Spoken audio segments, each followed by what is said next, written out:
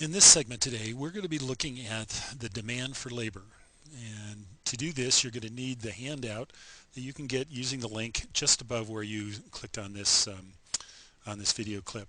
It's called Demand for Labor, and I encourage you to download that and print that out before going any further with this clip. Once you've done that, what you can see is that what we're going to be talking about is a marketplace for labor. There are buyers and sellers. The buyers, in this case, are the employers who want to buy the time and skills and expertise of the employees. The sellers, in this case, are the employees themselves. They're selling their time and expertise. Now, in this table, you'll see at the top, there's just a little description in this little hypothetical company. There's a description of how increasing the number of workers, labor input, how increasing the number of workers can change the total output. And you can see that as they go from 5 up to 13 workers, that the total output increases.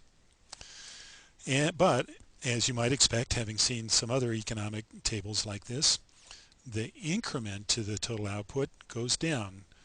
For instance, if we went from 5 to 6 workers, our total output would go from 300 up to 800.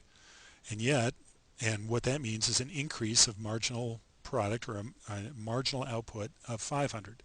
So total output goes up by 500 and by adding the 6th worker. And as you see, if you add 7, 8, 9 and so workers, the total output continues to go up, but the marginal output, the incremental output, starts to go down.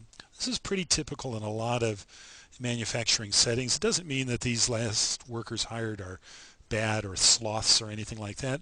It just means they're entering into a production process that can make some use of them, but things get a little less productive, and the additional workers don't add as much as some of the first ones.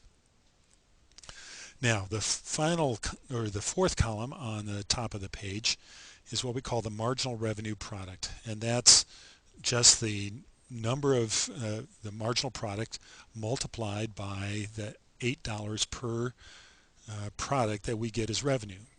So if we went from the 5th to the 6th worker, and that 6th worker increased output by 500 units, we could multiply those 500 units by $8 to get a marginal revenue product of $4,000. This blue line here on the chart is just that marginal revenue product line or column in the table, and it's a facsimile of the same graph that you've got on your handout. And you can see here, for instance, let's imagine that we're here at 9 workers. The 9th worker has a marginal revenue product of $800. You can find that on the table. The other line we have here is a wage. We're just assuming that the wages right now are $200 for some time period.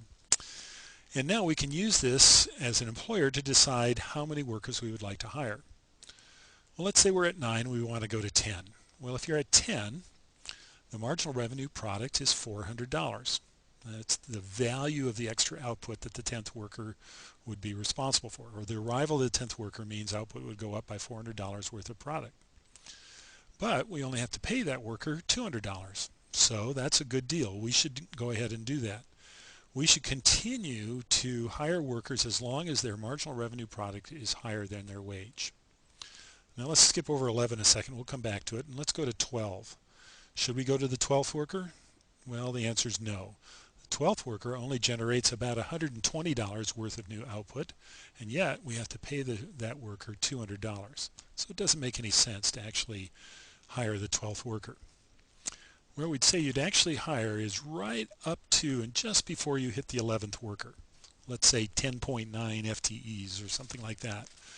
Because what you're doing, if you can get close to that 11th worker, you'll still be getting more output than their wage.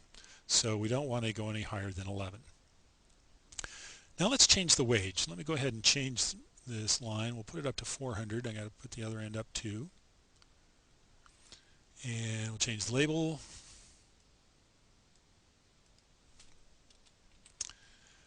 Okay, and now the wage has gone up to $400. Maybe there's a shortage of workers, or they've unionized, or all of the above.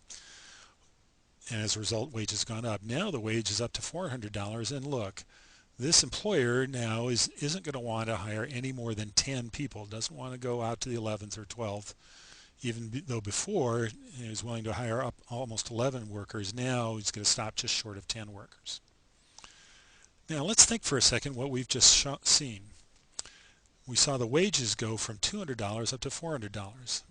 Think of a wage like a price of labor. So as the price has gone up, this employer has demanded wants to hire fewer employees. If the price goes down, the employer would be willing to hire more employees. What does that sound like? Well, it sounds like this blue line is really a demand curve for labor.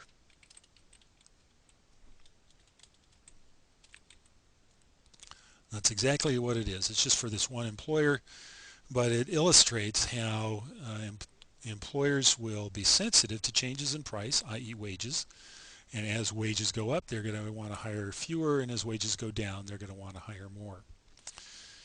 We can also consider, I won't try drawing it in, but we can also consider what might cause the demand curve to shift, especially to the right.